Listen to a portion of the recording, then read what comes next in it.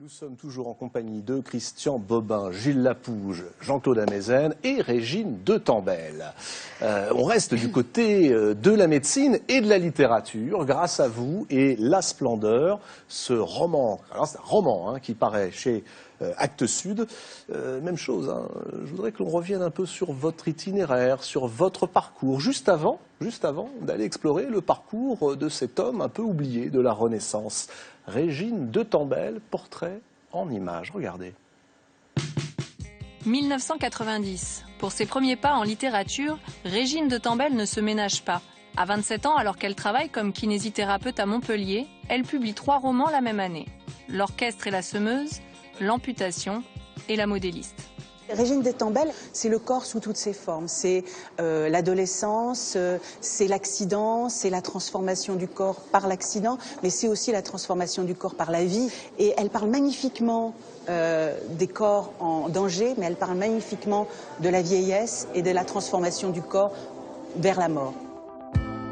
Depuis 25 ans, cette admiratrice de Colette, à qui elle consacre un ouvrage en 1997, publie au rythme de 2 ou 3 livres par an.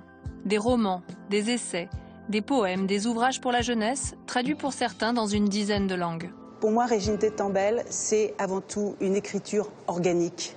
Elle est charnelle, elle s'intéresse à ce qui est précis, elle s'intéresse à ce qui est humain.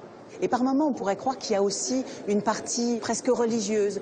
Je ne pense pas qu'elle en ait forcément conscience, mais peut-être que l'appréhension du corps fait qu'on se rend compte de la fragilité de l'être. Peut-être qu'il y a une âme derrière tout ça. Et elle nous laisse entendre cela sans jamais appuyer.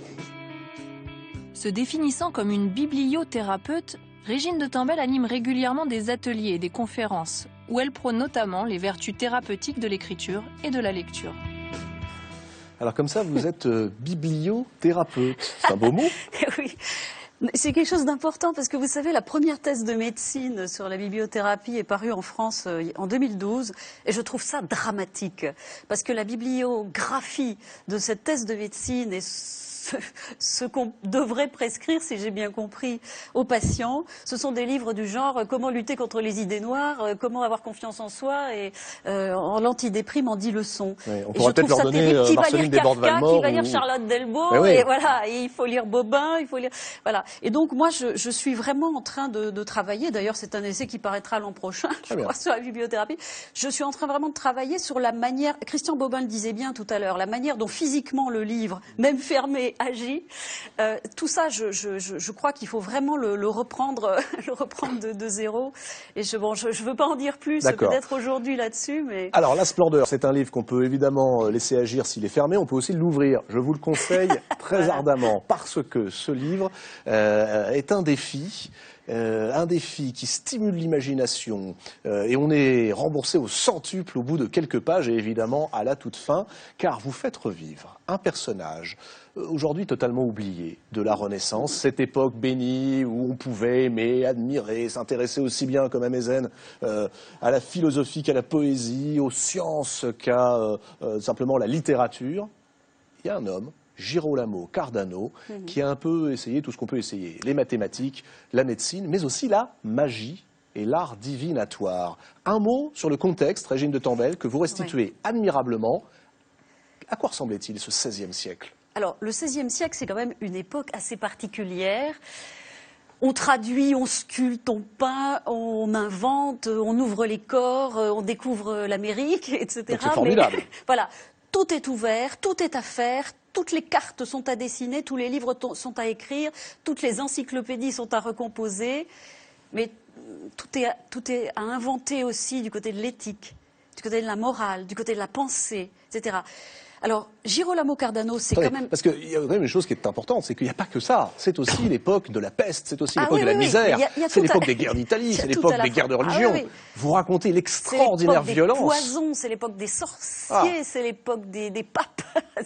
Donc, évidemment, des problèmes. Alors, attendez, parce que Girolamo Cardano est en Italie. Je veux dire, c'est vraiment... Ces dates, c'est 1501-1576. Donc, imaginez le parcours qu'il a. C'est un homme qui est peut-être pas si oublié que ça, parce que les mathématiciens le connaissent, résolution de la formule de l'équation du 3e degré, professeurs de Ferrari, et Tartaglia, etc., tous ces gens qui vont découvrir l'équation du 4e degré, balisticiens, c'est quand même une époque... Alors moi, ce que je trouve fabuleux, parce que c'est l'époque des guerres... Voilà, balisticiens, je disais un peu, c'est l'époque des guerres. Donc on applique la physique à l'artillerie, hein, pour envoyer les boulets. Mais l'astrologie aussi, on calcule astrologiquement à quel endroit on va placer ces bombardes. Donc vous voyez, il y a une double, une double pensée. Le rationnel, j'allais dire presque compensé par l'occulte, par le divinatoire. Cardano est un type, je vous dis, qui est aussi bien mathématicien que compositeur de sortilèges. Il fabrique admirablement les amulettes, les phylactères, toutes ces choses. Il connaît par cœur toutes les plantes. Mais il a, à mon sens, quelque chose de très particulier, c'est que c'est un esprit libre. Libre ? Libre au sens où les libertins d'ailleurs vont s'inspirer de lui, les libertins du XVIIe. Il est dans le dictionnaire des mécréants, Cardano. Il ne croyait pas à l'immortalité de l'âme. C'était quelqu'un qui était capable de s'opposer aux prêtres, de s'opposer à la papauté, mais qui en même temps désirait être pensionné par le pape. Voilà. Et ça, c'est tout le problème de ces hommes extraordinaires du XVIe. C'est qu'ils avaient besoin de la reconnaissance, ils avaient besoin de l'argent. En ce temps-là, ça passait par le fait d'être pensionné par un grand, si possible par le pape. Mais Cardano avait quand même un problème particulier, c'est qu'il avait 2 fils qui ont absolument ruiné sa carrière, au moins jusqu'à ses 60 ans. L'aîné était un meurtrier, le pauvre garçon a tué sa femme par jalousie, enfin un crime passionnel, d'après ce qu'en dit Cardano lui-même dans son autobiographie.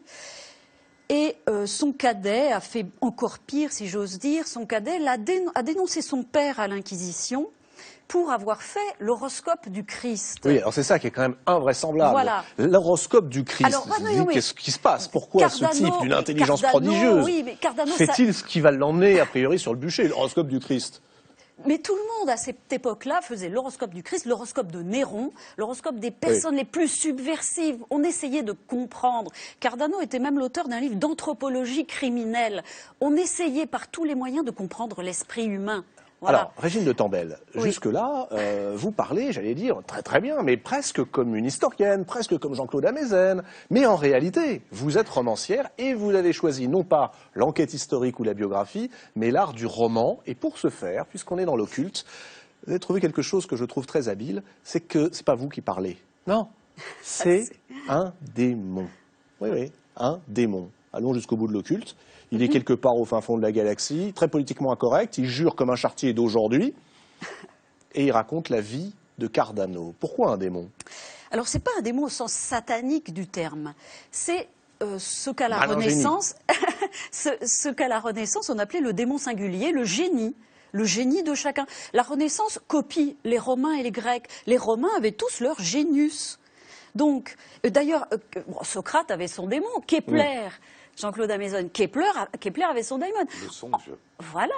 Et en ce temps-là, quand on était inspiré, c'était forcément un don du démon. Et au point d'ailleurs que le démon s'attribue à lui-même, les inventions de Cardano. Il dit, en fait, il n'a rien inventé du tout, c'est moi qui l'ai inspiré. Mais c'est important, ça.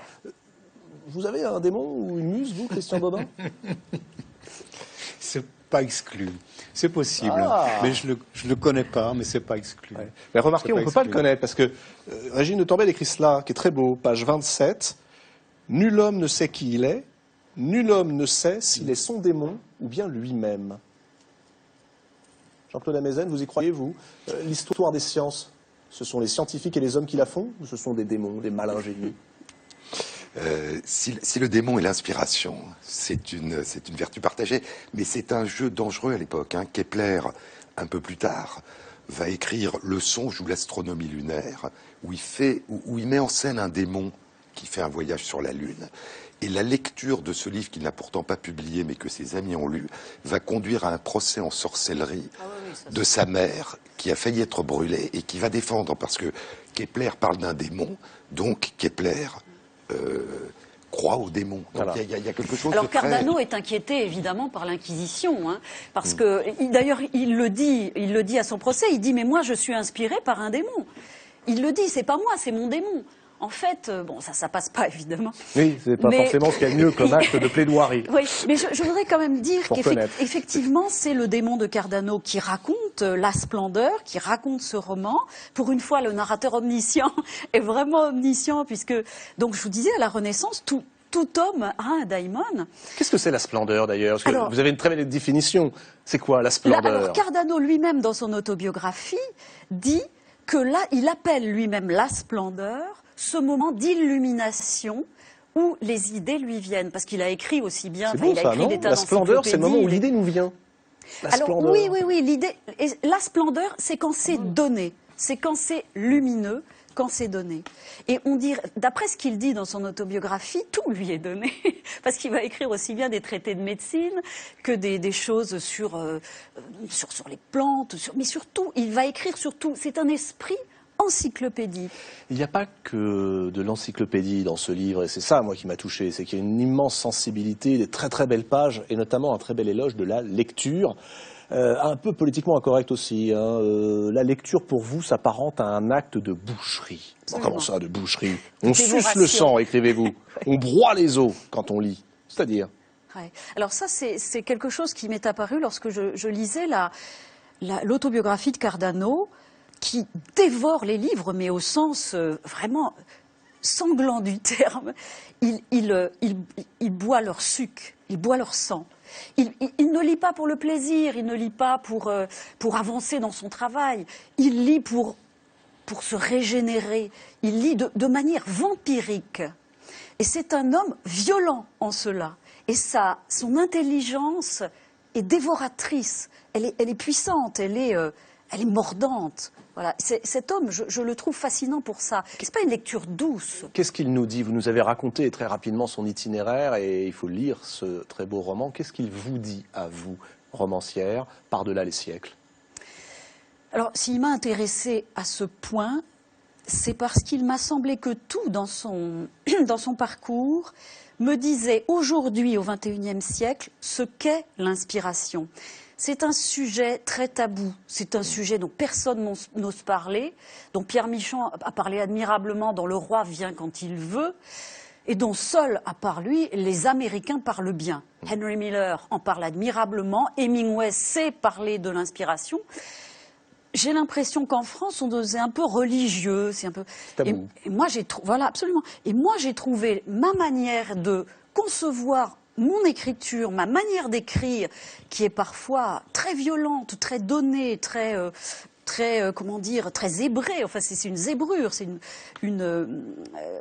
voilà, c'est donné. Vous l'avez dit tout à l'heure, j'ai publié beaucoup de livres, et il m'a semblé que dans de nombreux cas, j'aurais aimé expliquer cette incubation, donc de la documentation, de la lecture, tout ce travail que je fais en amont, et j'aurais aimé comprendre comment se fait en moi ce miel. Enfin, on a les abeilles, on a tout ce qu'on veut là-dedans. Le miel de l'écrivain. Voilà. L'inspiration. Comment le livre vient. Et il m'a semblé que le Daimon de Cardano dit cela. Ça répond à la question. La splendeur de Régine de Tambel. Voilà, nous sommes à la fin de cette émission.